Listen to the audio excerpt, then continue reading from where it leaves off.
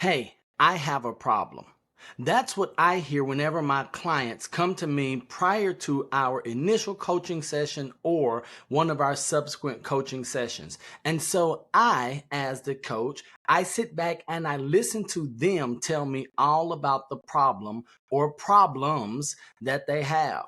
And not long into the monologue, they might pause and look at me as if they're waiting for me to share. But I allow them and encourage them to keep going as they tell me all about their problem. But at the end of the dialogue or the conversation, what we realize is the same thing that maybe you realize or that I'm going to share with you right now. And that is that the problem they thought they had really is not the issue at all. And I have a chance to start to unpack, and we do this together like we're going to do right now, what the problem really is. And here's what I believe, that whether you're talking about your personal life, professionally, your finances, any of those areas, that there is one huge crisis right now that's the underlying reason for many of the things that we face, many of the challenges and the obstacles that we encounter on a daily basis. And it is not the interest rates or the industry. It's not bad news that we get on the job or from our significant others. It's not going to be what happens in the industry that you're in. But here's what the major underlying problem for many of us is, and it's an identity crisis. So, as a believer in God and a Christian first, I must tell you that we must know who we are in God our Father, the creator of the universe, the all knowing, all powerful God Himself. If we find our identity in Him, it's going to make this thing called life much easier and much more fulfilling.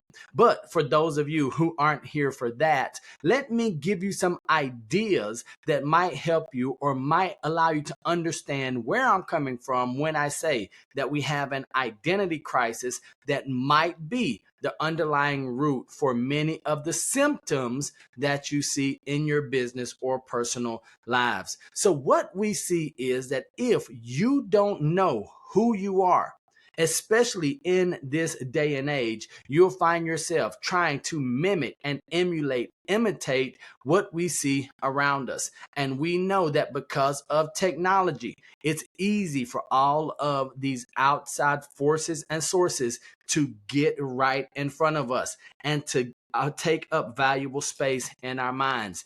If you don't know who you are as a husband or wife, as a parent, as a friend, then you will start trying to be and do what you see around you. And here's something that I have learned about the universe, about karma, about God, about your subconscious.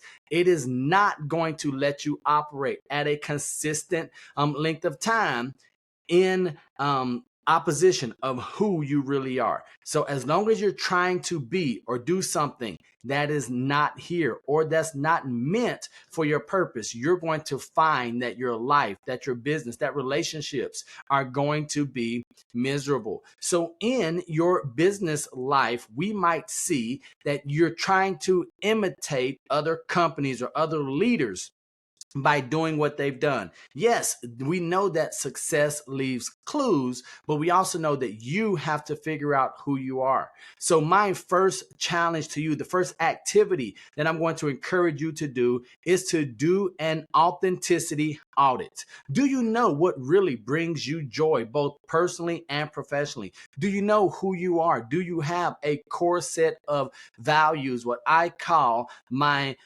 pillars of success? Do you know what those 3 or 4 things that you can build your life or your business on? When we talk about finding out what your real identity is, have you spent time talking to either people in your life personally or some professional colleagues, maybe some clients, customers, or prospects to see what they think of you, who they think you are, what they see or think about when they hear your name or experience your product. Now, this is where I want you to be cautious and careful.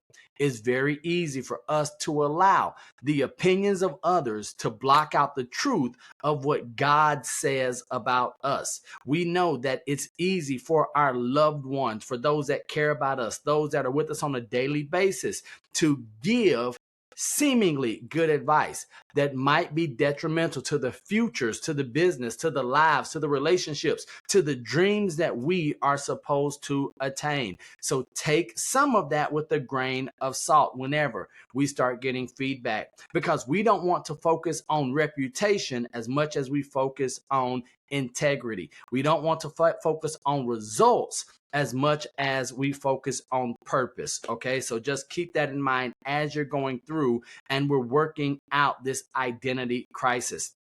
Now, when we are looking at our identities and figuring out who we are and what we do and where we fit into either a professional and business, maybe entrepreneurial landscape and a personal environment, we must ask ourselves, what are we giving to the world? If it's in a professional setting, what are we giving to the marketplace? Is it valuable? Is it making those that we serve better? Is it making their lives easier?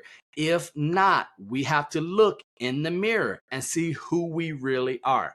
One of the hardest things about an identity crisis is that when we look in the mirror, some of us are looking into funhouse mirrors. We are not seeing ourselves as we really are. Some of us look in the mirror and don't recognize the person that's looking back.